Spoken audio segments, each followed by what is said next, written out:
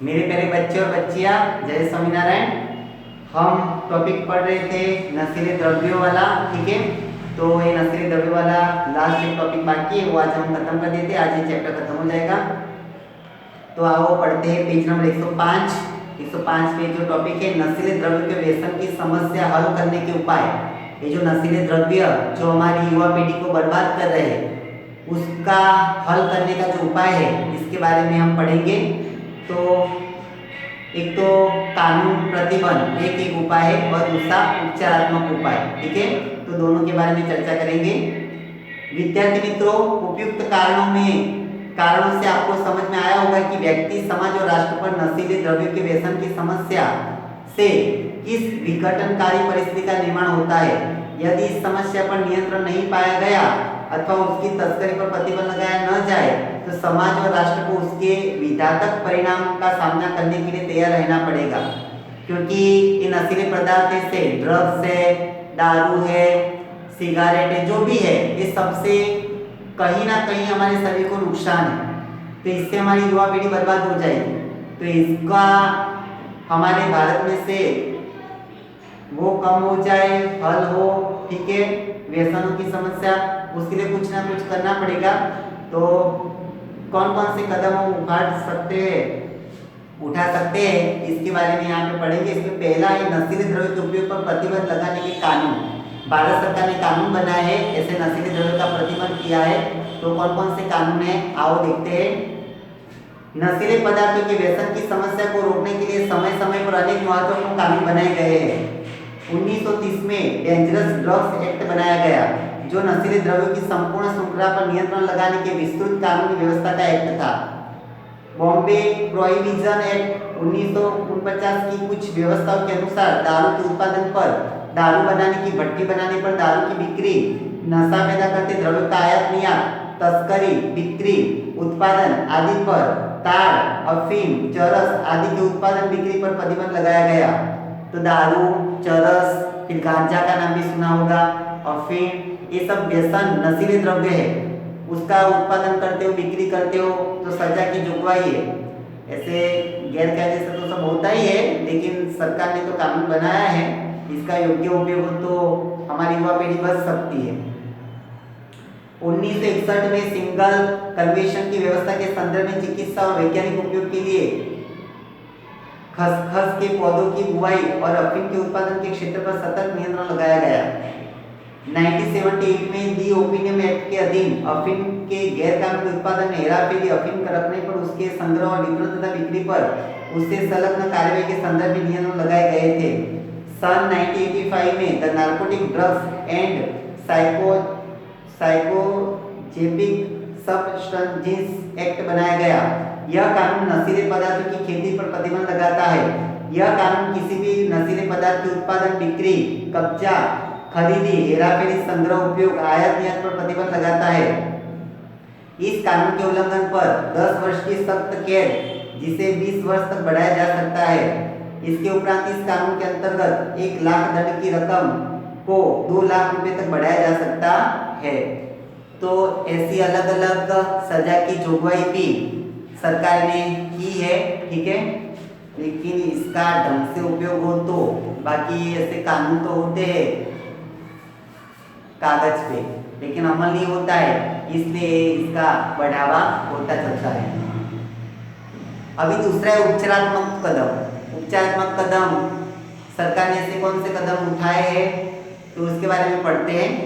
मारवाह समिति ने अलग अलग उपचारात्मक कदम दर्शाए है, जो निम्नानुसार है।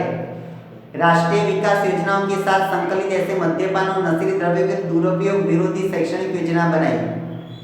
तो पढ़ने में भी आता है, जैसे हम भी ये चैप्टर पढ़ते हैं, तो शिक्षण के अंदर भी इसका नॉलेज बच्चों के अंदर हो, ऐसा योजना बनाई है। उसका ज्ञान दे सबको कि भाई गलत बात है, शरीर को नुकसान होता है, वगैरह वगैरह।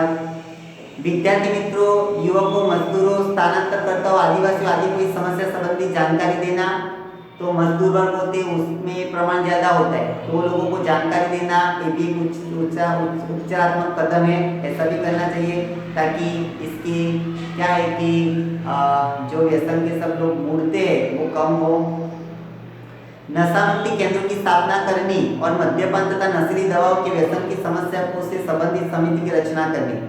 तो नशा मुक्ति केंद्रों का भी स्थापना करना चाहिए ताकि किसी को गलती से भी व्यसन हो गया है तो मुक्ति का कोई केंद्र है तो वहां पे जाके वो व्यसन मुक्ति कर सकता है, अपना जीवन बचा सकता है।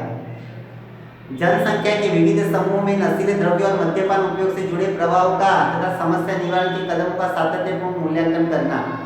इसके उपरांत भारत सरकार के नारकोटिक कंट्रोल ब्यूरो द्वारा निर्मित एक्शन प्लान में समस्या के निवारण के लिए मुख्यतः गैर सरकारी संगठनों की सेवा, व्यसनियों का पुनर्वास, जन जागृति और सार्वजनिक स्वास्थ्य जागृति, युवाओं में अल्कोहल ड्रग्स डिमांड कम करनी तथा इस दूषण से युवाओं को सूचित करने के उपायों का समावेश होता है। तो इसके अंदर जन जागृति है, सबके अंदर इसके प्रति जागरूकता है, ऐसे भी प्रयास करने चाहिए और करती है सरकार। और युवाओं के अंदर अल्कोहल लेना, ड्रग्स लेना ये सब अभी सामान्य हो गया है, ठीक है। और देश के अंदर तो बहुत है, भारत में भी इसका चेप लग गया है, ठीक है। और ये तो महामारी से भी, जो भी वायरस का जो महामारी चलता है इससे भी ज़्यादा वो तो डेंजर है, पूरी युवा पीढ़ी खलास हो जाती है, खत्म हो जाती है। सो जन जागृति के प्रोग्राम करें, अलग अलग स्वैच्छिक संस्था भी व्यसन मुक्ति का कार्य करती है, ठीक है। विद्यार्थी मित्रों, इस प्रकरण में हमने सामाजिक समस्या का अर्थ और लक्षणों का परिचय प्राप्त करके भारत में प्रवर्तमान असमान लिंगानुपात, एड्स और नशीले द्रव्य के व्यसन के कारण विपरीत प्रभाव और उन्हें हल करने के उपायों के संबंध में जानकारी प्राप्त की। सामाजिक समस्याओं के संबंध में वैज्ञानिक अभिगम से हमारे आसपास के विश्व में उत्पन्न होती सामाजिक समस्याएं देखने समझने का आपका दृष्टिबिंदु बदला होगा। विद्यार्थी मित्रों, कक्षा 12 के समाजशास्त्र विषय की पाठ्य पुस्तक में इकाई 1 से 10 तक अभ्यासक्रम में सामाजिक जीवन में जुड़े सभी पक्षों का समावेश करने का प्रयास किया गया है।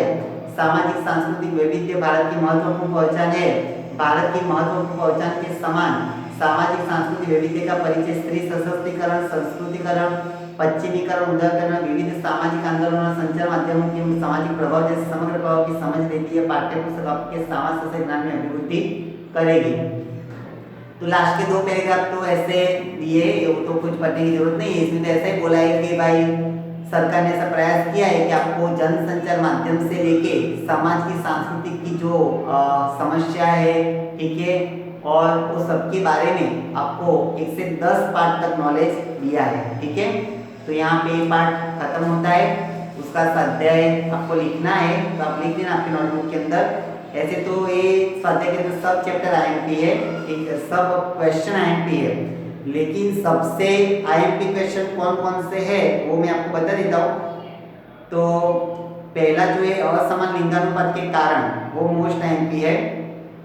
और चौथे नंबर का एड्स एक सामाजिक समस्या, मैंने ये जो परीक्षा ली थी इसमें भी मैंने पूछा था वो, ठीक है, मोस्ट आईएमपी जो 2021 का मॉडल पेपर है इसमें भी क्वेश्चन पूछा गया है, तो ये खास तैयार करना। और एड्स के कारणों की जांच स्क्रीनिंग कीजिए, ये भी आईएमपी है, बराबर। तो ये 2 मोस्ट आईएमपी है, पहला वाला आईएमपी है, तो ये 3 तो तैयार कर ही देना, ये 3 में से एक तो आएगा ही। और ये जो मुद्दा सर वाले वे भी छोटे छोटे, लेकिन पहला कुछ आईएमपी जैसा नहीं है, दूसरा भी नहीं है, तीसरा थोड़ा बहुत आईएमपी जैसा है, ठीक है। और 5वां थोड़ा बहुत, दूसरा और 5वां ही थोड़ा आईएमपी, बाकी तो फालतू है, थोड़ा एक बार पढ़ लेना, बाकी ज़्यादा कुछ करने की जरूरत नहीं है। और संक्षिप्त में तो जितने भी है तो सब मोस्ट आईएमपी है, तो संक्षिप्त वाले ये सब मोस्ट आईएमपी है, इसका पूरा नाम वो भी मोस्ट आईएमपी है, और यहाँ पे एचआई का पूरा नाम ऑनर क्लिंग वो भी मोस्ट आईएमपी है। सब क्वेश्चन मैंने जो भी परीक्षा निकाली थी इसके अंदर भी मैंने पूछे गए थे, ठीक है। तो इस तरह से आप पढ़ना। विश्व एड्स दिवस कब मनाया जाता है वो भी आईएमपी है विकल्प में, ठीक है। और इसकी समस्या विश्व में कौन सा एड्स वाला जितना भी 1-1 नंबर का बुक में वो सब आईएमपी है, तो इस तरह से आप देख लेना, ठीक है। तो यहाँ पे चैप्टर खत्म होता है। नेक्स्ट वीडियो में हमारे आगे के 2 चैप्टर बाकी है वो हम शुरू करेंगे, ठीक है। अभी 10वां पार्ट यहाँ पे समाप्त होता है, नेक्स्ट वीडियो में मिलेंगे, तब तक के लिए थैंक यू क्लास, आपका दिन मंगलमय हो, जय स्वामीनारायण।